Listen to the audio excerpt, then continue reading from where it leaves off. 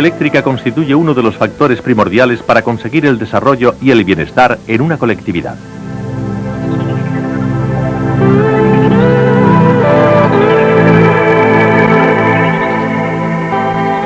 Se produce en centrales hidráulicas, térmicas, nucleares, eólicas y solares,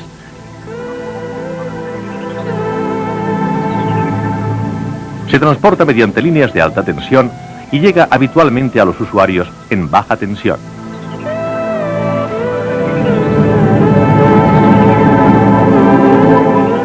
Junto a los grandes beneficios que proporciona, hay que considerar también sus riesgos que, si no son controlados, pueden causar graves daños materiales y lesiones en las personas hasta producir la muerte.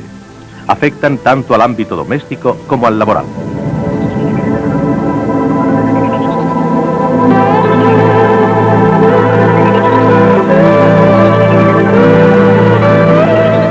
Conozcamos cuáles son estos riesgos en los centros de trabajo.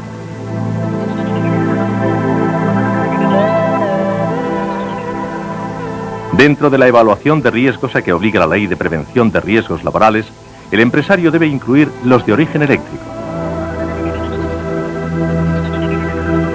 Los accidentes eléctricos se producen fundamentalmente por el arco eléctrico accidental y el paso de corriente por el organismo. El accidente por arco eléctrico accidental sobreviene como consecuencia de la elevada temperatura aparecida, 4000 grados centígrados aproximadamente, al producirse un cortocircuito cuando se trabaja en instalaciones con tensión. No suele ser muy conocido que más del 60% de los accidentes eléctricos ocurren por arco eléctrico.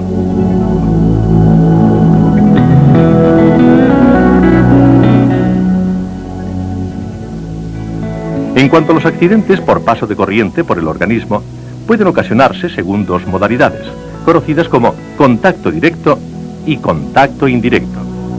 Los accidentes por contacto eléctrico directo se producen al tocar directamente un elemento conductor, ya sea un cable, la parte descubierta de una borna, un componente eléctrico de una máquina o cualquier otro que está habitualmente en tensión.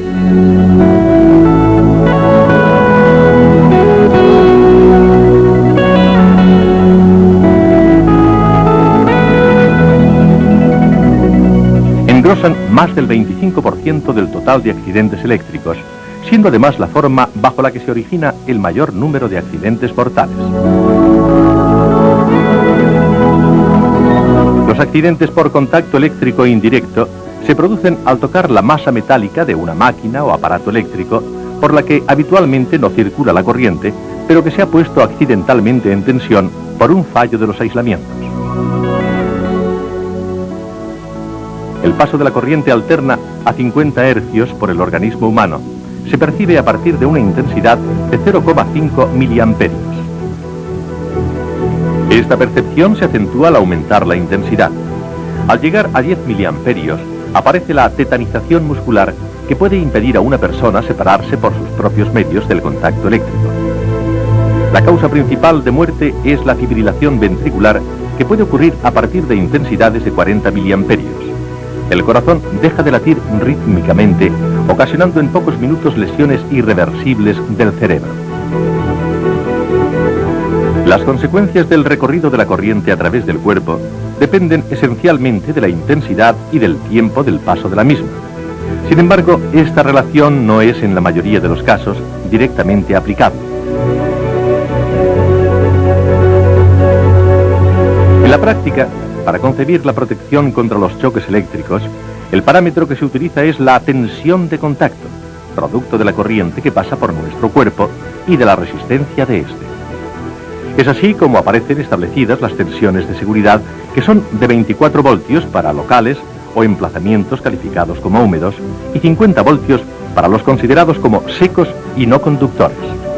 En resumen, los riesgos de accidente eléctrico en baja tensión se manifiestan en forma de arco eléctrico, contacto directo o contacto accidental con partes habitualmente en tensión y contacto indirecto o contacto con masas metálicas puestas accidentalmente en tensión.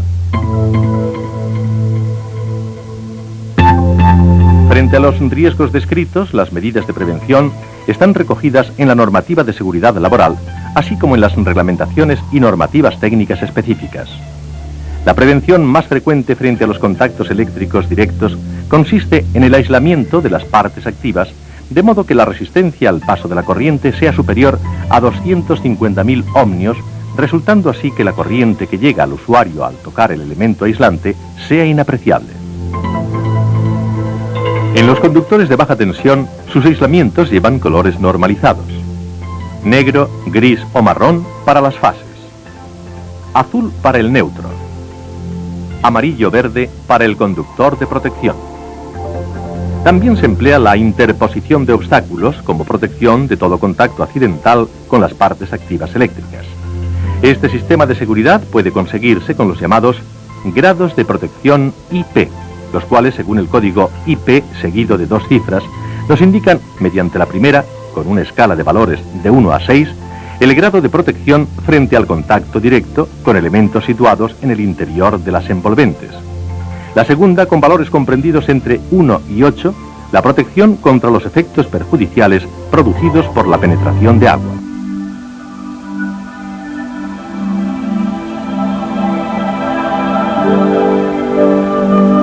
De esta forma, el grado mínimo de protección de una lámpara eléctrica portátil en locales o emplazamientos secos debe ser IP20, mientras que en los mojados será, como mínimo, IP44.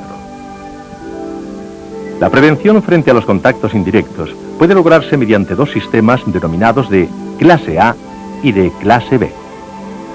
En los sistemas de clase A se adoptan dispositivos que suprimen el riesgo en sí mismo, haciendo que los contactos no sean peligrosos. Es el caso del sistema de protección denominado recubrimiento de masas con aislamiento de protección o doble aislamiento. Los receptores eléctricos que disponen de dicho sistema llevan el símbolo de un doble cuadrado y en la clasificación de aparatos se denomina de clase 2, no necesitando conexión a tierra. Ante el fallo del aislamiento funcional, disponen de un aislamiento reforzado o doble aislamiento. Su aplicación está extendida a herramientas eléctricas portátiles y armarios eléctricos de maniobra, utilizándose también en lámparas portátiles.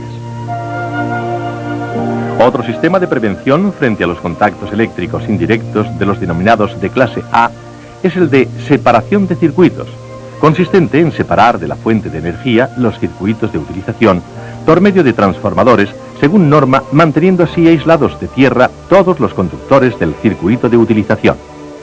Estos transformadores disponen de un símbolo en forma de rombo con 2 círculos interiores. Las masas del circuito de utilización no deben ponerse a tierra. Se utiliza normalmente como protección de una sola máquina o herramienta portátil, sobre todo en locales conductores. El último de los sistemas de clase A aquí enunciados es el de empleo de pequeñas tensiones de seguridad. Se aplica a los receptores catalogados como de clase 3, los cuales no disponen de circuitos que funcionen a tensiones superiores a las de seguridad. 24 voltios en locales o emplazamientos húmedos o 50 voltios en los secos. Su utilización se extiende, entre otras, a las lámparas portátiles. Los 3 sistemas de prevención descritos correspondientes a los denominados de clase A tienen, como se ha dicho, aplicaciones restringidas. Por el contrario, los sistemas de protección de clase B tienen un espectro más universal de aplicación, alcanzando a las grandes y medianas potencias. De ellos, el más común es el de puesta a tierra de las masas asociado a un interruptor diferencial, que es un dispositivo de corte por intensidad de defecto. La protección mediante este sistema se fundamenta en lograr que las masas de los aparatos eléctricos a proteger no superen, en caso de defecto, las tensiones de seguridad, 24 o 50 voltios. Los receptores que disponen de este sistema de protección se clasifican como de clase 1. Los dispositivos diferenciales limitan la corriente de fuga a tierra según unos valores normalizados que vienen definidos por la llamada sensibilidad, que puede ser baja, media o alta, debiendo utilizarse siempre que se pueda los de alta sensibilidad, 30 miliamperios o 10 miliamperios, por la protección adicional que proporcionan frente a contactos eléctricos directos. Estos dispositivos van provistos de un botón de prueba que conviene accionar periódicamente para comprobar su funcionamiento. La puesta a tierra consiste en unir por medio de un conductor las partes metálicas accesibles de los aparatos eléctricos a una toma de tierra situada en el terreno. El conductor de protección que une la masa con la toma de tierra será aislado, distinguiéndose por su color amarillo-verde. La toma de tierra podrá realizarse con electrodos enterrados en el terreno a base de picas, placas, las cuales proporcionan mejor disipación de la corriente por su mayor superficie, mallas o cables desnudos. La toma de tierra llevará una arqueta de registro para su medición y control. Determinada la tensión de seguridad del local, 24 o 50 voltios, y escogida la sensibilidad del diferencial, atendiendo a los condicionantes de la instalación, se determina el valor de la resistencia eléctrica de la puesta a tierra.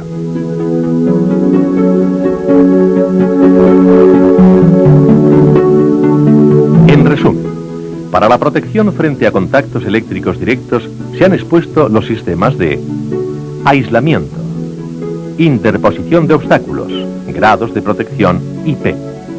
Para la protección frente a los contactos eléctricos indirectos se han expuesto los sistemas de doble aislamiento, separación de circuitos, empleo de pequeñas tensiones y puesta a tierra de las masas asociada a interruptores diferenciales.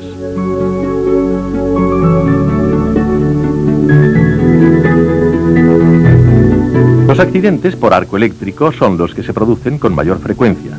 Ocurren normalmente durante la realización de trabajos y maniobras, por tanto, siempre que sea posible, estos trabajos o reparaciones eléctricas se efectuarán sin tensión, aplicándose las siguientes medidas de prevención.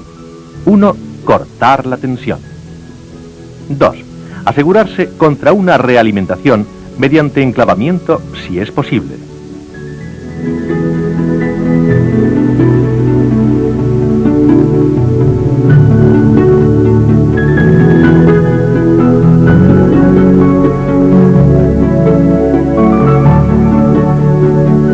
3.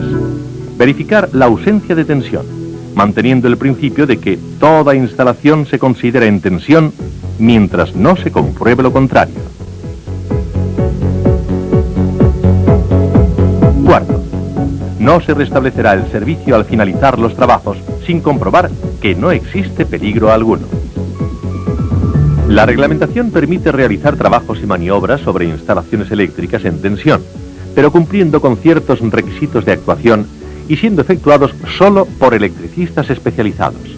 Estos trabajadores, además del equipo de protección personal, utilizarán en cada caso el material de seguridad más adecuado para evitar que la corriente circule por su organismo y también que se provoque un cortocircuito entre fases o fase tierra que produzca un arco eléctrico accidental, como puede ocurrir en operaciones de reposición de fusibles con tensión. Para la realización de trabajos en instalaciones eléctricas en baja tensión se utilizan materiales tales como herramientas aislantes, guantes resistentes al fuego y aislantes, alfombras aislantes, comprobadores de tensión o polímetros adecuados a la máxima tensión de servicio, material de señalización y protección, lámparas portátiles de alumbrado.